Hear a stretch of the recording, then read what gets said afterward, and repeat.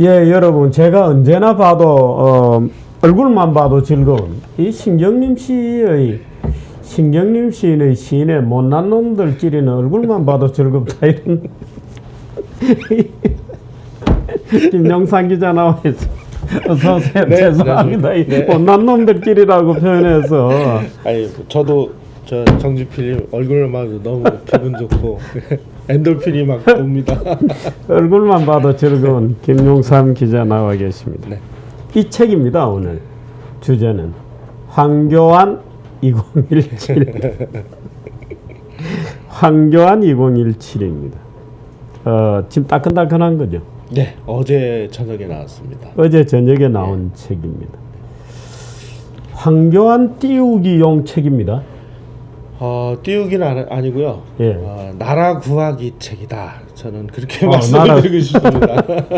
아니 일단 띄워야 나라가 구해지든지 뭐. 김용삼 지음 헌정을 수호하고 대한민국 정체성을 지킬 지도자다. 예. 2007년 태극기 민심은 황교안을 요구하고 있다 이렇게 되어 있습니다. 예. 왜 이 책을 쓰셨어요? 저는 지금 그 우리 사회에서 벌어지고 있는 이 탄핵 국면이 궁극적으로는 박근혜 대통령을 뭐 탄핵하는 모양새를 갖추고는 있지만 그 본질적으로는 대한민국을 탄핵하려고 하는 지금 그런 성격이라고 밖에 볼 수 없는 일들이 벌어지고 있습니다. 예. 예를 들자면 이석기가 뭐 한 사람입니까? 대한민국을 전복하려고 했던 거예요. 뒤집었고 그 공산화를 하기 위해서 뭐 구체적으로 액션까지 준비했던 사람인데 대한민국을 세월호로 만들려고 그랬던 사람이죠. 그 사람을 뭐 내놔라, 뭐 통진당을 복원해라, 뭐 사회주의가 답이다, 뭐 심지어 그쪽을 편드는 사람들은 뭐 연방제 통일을 하자, 뭐 이런 구호들이 그런 그 슬로건과 증거물들이 백주에 다 등장하지 않았습니까? 예. 그런데 대한민국 체제를 뒤집어 엎겠다고 주장하는 사람들을 그 사람들을 그 뭐 체포하지도 않고 그리고 언론들은 그걸 다 봤음에도 불구하고 한 줄도 보도하지 않고 예. 그리고 박근혜를 뭐 몰아내자는 그런 구호를 앞세우면서 실질적으로는 체제 변혁을 하려고 하는 일들이 지금 벌어지고 숨어있죠. 물 밑에. 예. 그런데 뭐 일부는 나와 있고. 일부는 나와 있죠. 그런데 상당 부분은 숨어 있고 예. 그 상황에서 과연 그러면 탄핵이라는 것의 궁극적인 목적은 뭐냐? 예. 대한민국 체제를 뒤집었기 위한 책동이라고 보고요. 그리고 그 한때 야당의 뭐 책임자였다는 사람은 탄핵이 한다면 뭐 혁명을 일으키겠다.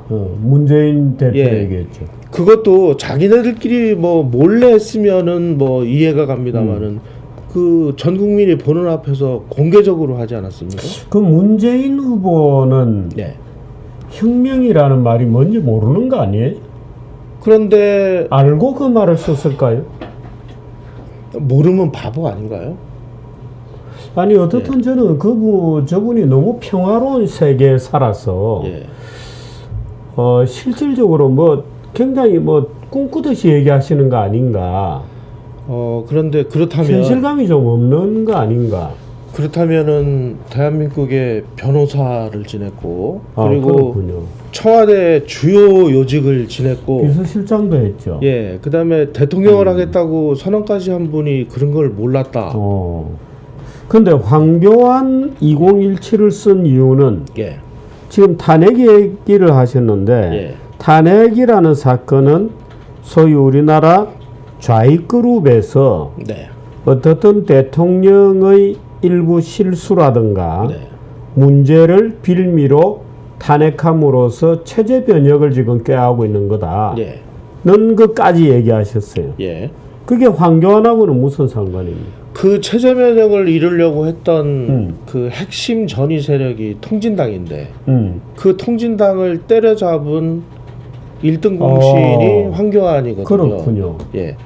다시 말씀드려서 지금 과문에 나와서 이석기를 석방하라, 통진당을 복원하라라고 주장하는 사람들은 아마 모르긴 몰라도 황교안 그 당시 법무부 장관이었죠. 예. 그리고 박근혜 대통령 이 사람들이 자기네들을 잡아놨으니까 이 두 사람만 없으면 아주 손쉽게 자기네들의 목표를 달성하리라고 지금 보고 있는 것 같습니다. 그러니까 가장 큰 암초가 그거고, 그리고 뭐 여러 언론들도 뭐 음으로 양으로 그런 뜻을 비쳤습니다만은 예. 가장 버거운 사람이 황교안 지금 현재 권한대행이다. 지금 대통령 후보로서 잠재적 후보로서의 황교안을 쓰고 있는 거죠. 저는 그렇게 썼습니다. 황교안은 어떤 사람입니까? 우선은 천천히 설명을 좀 해보십시다. 예. 우선은 이분은 저는 이렇게 봤습니다.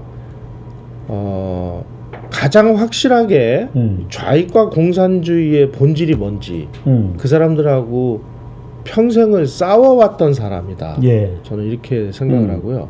그리고 대통령 권한대행이 되면서 보여준 리더십이 여러 가지 면에서 뭐 미흡한 점이 있습니다만은 예. 그 권한대행으로서의 자기의 책임과 본분을 아주 훌륭하게 수행하고 있는 분이라고 생각을 합니다.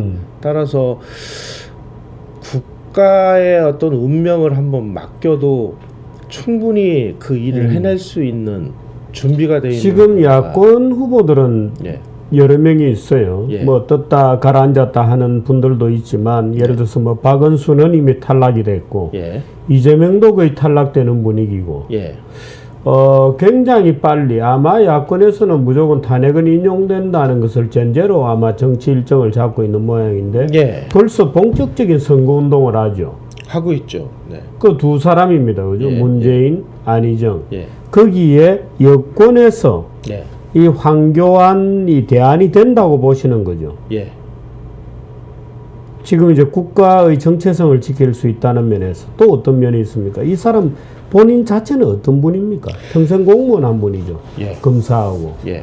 그런데 우리가 좀 간과하지 말아야 될 부분이 황교안 총리의 그 이력을 보면 경기고등학교를 그 시험을 쳐서 들어간 마지막 세대입니다. 아, 그렇군요. 예. 원래 출신이 서울인가요? 예, 서울 지금 이 한국경제신문사가 위치해 있는 요 만리동 거기가 이제 그 고향으로 돼 있는데 예. 사실은 이분이 그 실향민의 아들입니다. 아, 그렇습니까? 예. 월남자. 예, 부친이 알려진 것은 평안북도 출신이고 예. 월남을 하셔서 서부역 앞에 만리동에 이제 자리를 잡았고 예. 여기서 이제 그 부인을 만나서 결혼을 해서 황교안 총리가 탄생했으니까 예.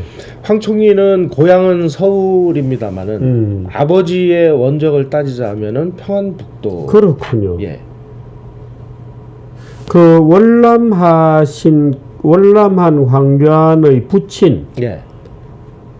뭐 어느 정도로 잘 살았나요?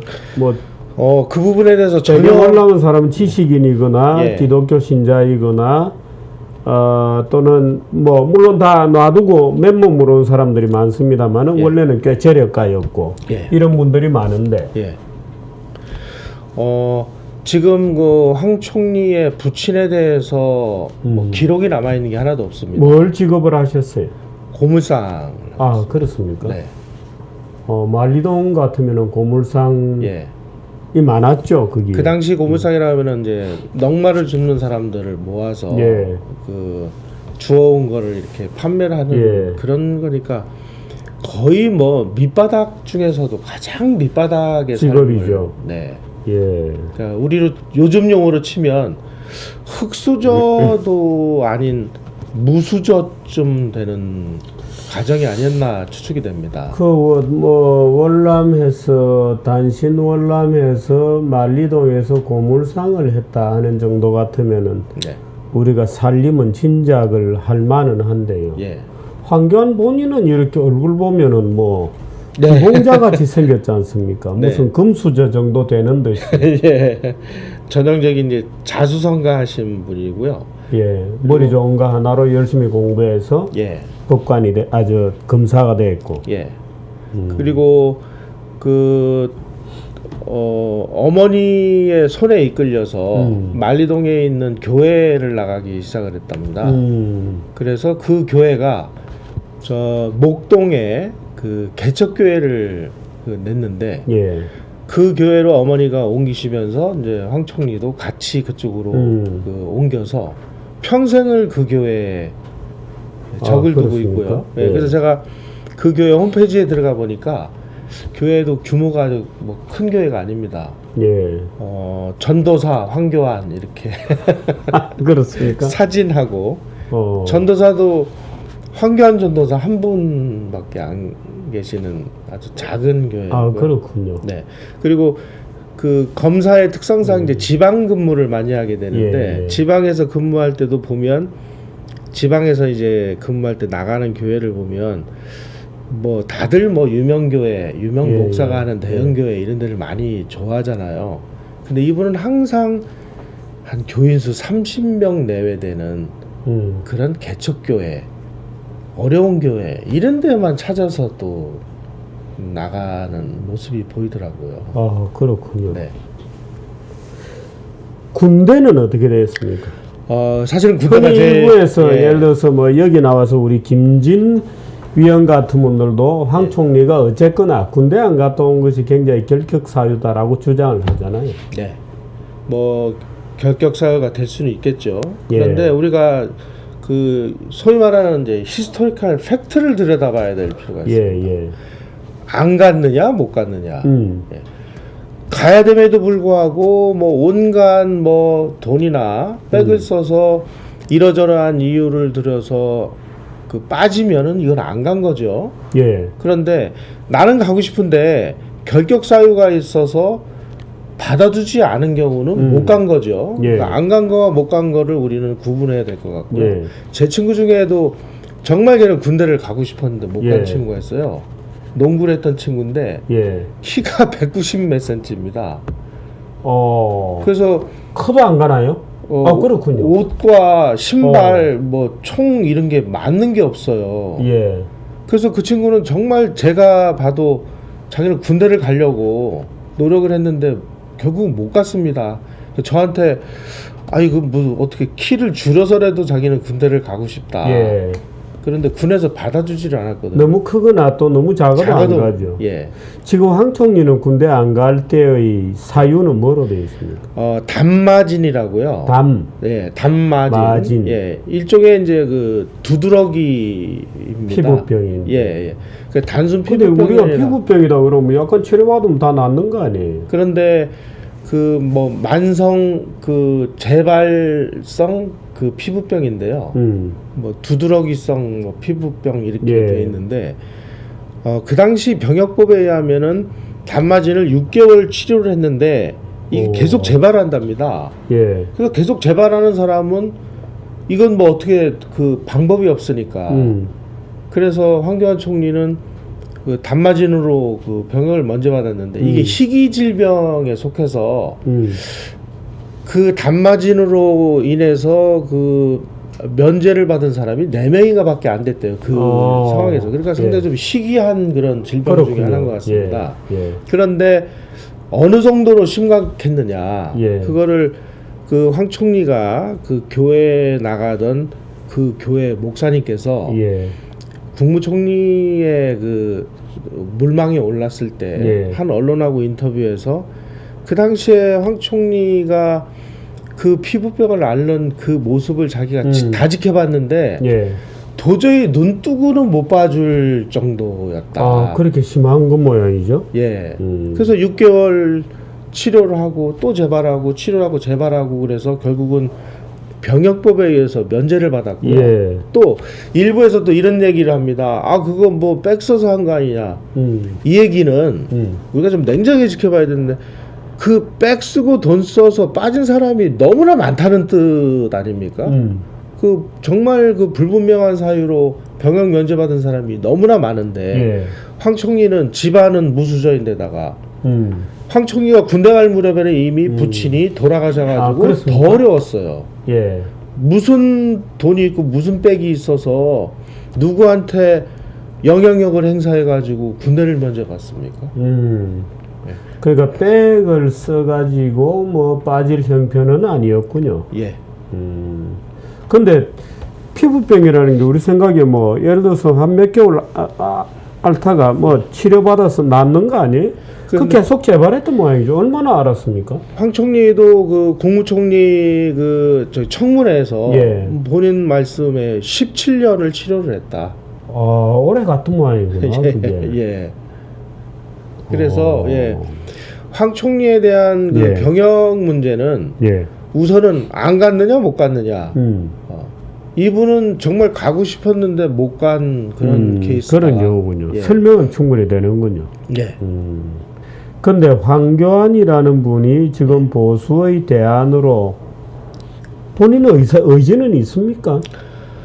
있는지 없는지는 제가 확인을 좀 하려고요. 예. 여러 차례 그 황 총리 그 인터뷰를 요청을 했는데 예. 지금은 대통령 권한 대행으로서 나라를 생각할 때지 음. 내 개인적인 문제로 인해서 당신하고 인터뷰를 할 상황이 아니다 하고 제가 지금 세 차례에 걸쳐서 거절을 앞으로 당했습니다. 그래서 본인의 세 번 정도 같으면 뭐 국회에서 얼마 전에 보니까 뭐 어떤 국회의원이 37번을 물어보는데도 끝까지 네. 답을 안 하더라고요. 예. 그래서 저도 이제 예. 퇴짜를 맞은 상황이 됐는데요. 예. 예, 그런데 저는 황 총리의 그 뭐 개인적인 생각 여부와 관계없이 예. 국가를 위해서 저는 황 총리가 나와야 나와야 된다고 주장을 합니다. 왜 나와야 되느냐?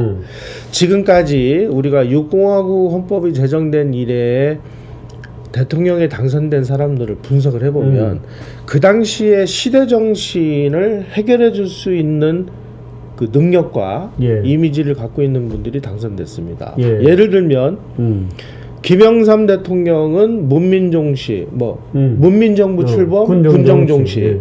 그거를 자기가 할 수 있다고 했고 할 수 있을 것 같은 이미지가 만들어져서 예. 당선이 됐고요. 예. 김대중 대통령 뭐 IMF 위기 때 준비돼 있다. 예. 준비돼 있는 대통령이다. 그래서 당선이 됐고 노무현 대통령 서민들의 한을 풀어줄 것 같은 대통령. 예. 그래서 딱 됐고 이명박 대통령 좌파 정부 10년이 다 망가뜨려 놓은 경제를 이 사람은 살릴 것 같으니까 대통령이 당선이 됐고 지금 현재가 어떤 상황입니까? 대한민국이 지금 망할 것 같은 좌익들의 총공세, 종북들의 저 날뛰는 이 상황에서 대한민국 체제를 지키고 저 좌익과 종북주의자들을 때려잡을 수 있는 준비되어 있는 사람, 이게 저는 시대정신이라고 보고요. 그 시대정신을 해결할 수 있는 능력을 가지고